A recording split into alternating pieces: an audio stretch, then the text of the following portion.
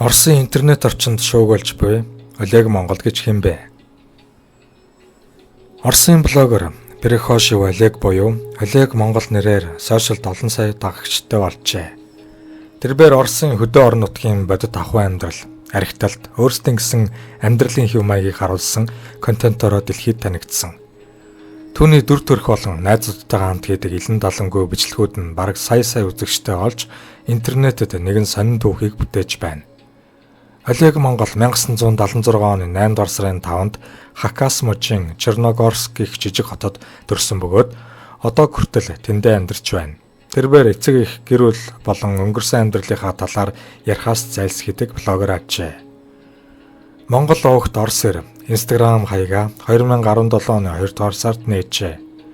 Түүний дүр төрх, нүүр царай, хувцаслалт, лууны шивээс болон цээжин дээрх Монгол гэсэн бичиг контентын агуулгатай нийцдэг. Контентын гол хэсэг нь түүний өдөр тутмын амьдрал дээрх байнгын найзууд болох Зэрлэг Иришка, Галзуу Паша нартай холбоотой.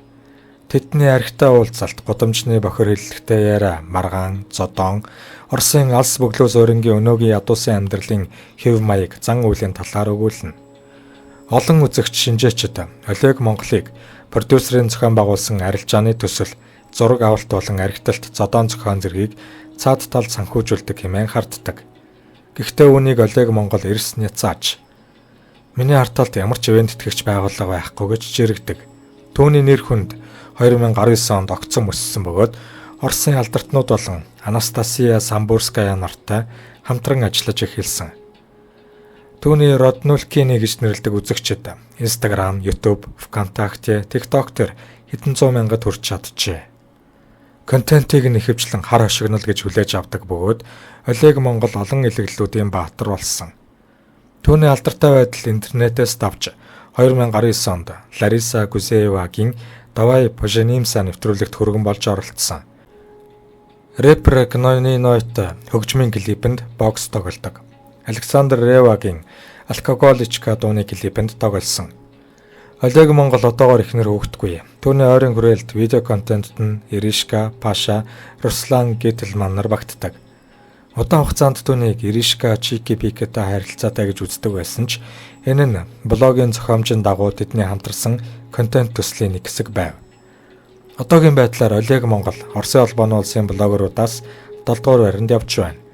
Үзэгчдийн анхаарлыг татаж чадсан гол зүйл нь түүний контентуудаас гадна өвөрмөц нүүрний хэлбэр юм. Зарим үзэгчид блогер эрийг нүүр хацрандаа синтол буюу булчин томруулагч бодис шахуулсан хөөрхөн болох гээд гоо сайхны мэс заслан бүтлгүүцсэн гэж суурдаг. Үүнийг Олег Монгол эрс няцаасаар иржээ. Хүүхд ахуй наснаас архичин гэрүүлд төрж 15 настайд архины гүнзгий ордлохонд орж Черногорск хотын наркологийн эмнэлгийн байнгын зочин болсон. Үүнээс улбалан Олег Монголын нүүрний хаванг олон жилийн турш архи хэтрүүлэн хэрэглэснээс үүдэлтэй гэж үздэг. Тэрээр өөрөө ч өмнө нь амьдралын буруу хэв маягтай архитектийн дунд байснаа нуудаггүй. Хүмүүс болон сэтгүүлчдийн байнга асуудаг.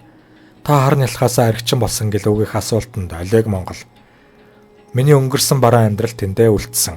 Тэр өнгөрсөн амьдралаар минь намайг одоо бүүд өгнө. Харин яаж архинаас гарсан бэ гэдэг асуулт Оросын олон ирчүүдэд тус болно. Чи хичих хэрэгтэй, чин сэтгэлээсээ донтолтоосоо салахыг хүсэж байгаа бол архийг игнэгт хайж болно гэж олон удаа хариулжээ. Түүнийг Монгол гэх нэр нь олон хүнийг төөрөгдүүлдэг.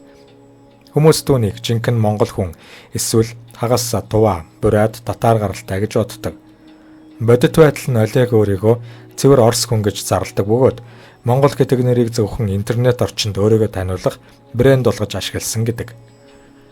Комсомольская правда сонины сурвалжлагч Перехошив Олегос та яагаад интернет ертөнцид өөрийгөө Монгол гэж овоглсон юм бэ гэхэд тэрээр монголчууд олон зуун жилийн турш Орос улсыг байлдан дагуулж нэгтгэсэн. Түүхийн бодит үнэнг Оросууд бүх цаг үед үгүйсгэсээр ирсэн. Үүнээс болоод цэвэр Орос, Словенчууд монголчуудад дургүй байдаг. Миний хувьд интернет ертөнцид бүх цаг үеийнхээ турш монголчууд шиг Чингис хаан шиг бусдыг байлдан дагуулахыг хүсэж байна хэмээн хошигножээ. Мэдээж энэ хариулт нь үнцэрхэг үзэлтэй Оросуудад таалагдаагүй ч гэсэн түүний карьерт энэ нь сөрөг нөлөө үзүүлж чадсангүй. Олег Монгол бол мэрэгжлийн тулаанч биш, зүгээр шоуны хүн гэж шүүмжлэх цуу яриа их байдаг. Түүний тулаануудыг жишээ нь Кирилл Руки Базукита хийсэн тулаан урьдчилан тохиролцсон буюу жүжиглэлт гэж үзэх хүмүүс байдаг. Гэсэн хэдий ч Олег Монгол бэрэлтгэл сургуульд хийж буй бичлэгүүдэд тогтмол оруулж рингэн дээр гарч байгаа нь зарим хүмүүст түүнийг спортод үнэхээр дуртай гэх сэтгэл төрүүлдэг. Тийм ээ, тэр бол мэрэгжлийн тулаанч. Оросын томоохон тулааны тэмцээнд огт орж байгаагүй нүнэн. Гэхдээ тэрээр үзэгчдэд хүлээн зөвшөөрөгдсөн домогт ир болж чаджээ. Эцэст нь хэлэхэд Олег Монгол бол Оросын трэш контент буюу этгээд сонин контентын ертөнцийн хамгийн тод төлөөлөгч юм. Эргэн тойрондох цуу ярианууд нь хэвчлэн түүний дүр төрх болон бодит амьдрал хоёрын зааг хаана байгааг мэдэх гэсэн хүмүүсийн сонирхлоос үүдэлтэй ажээ.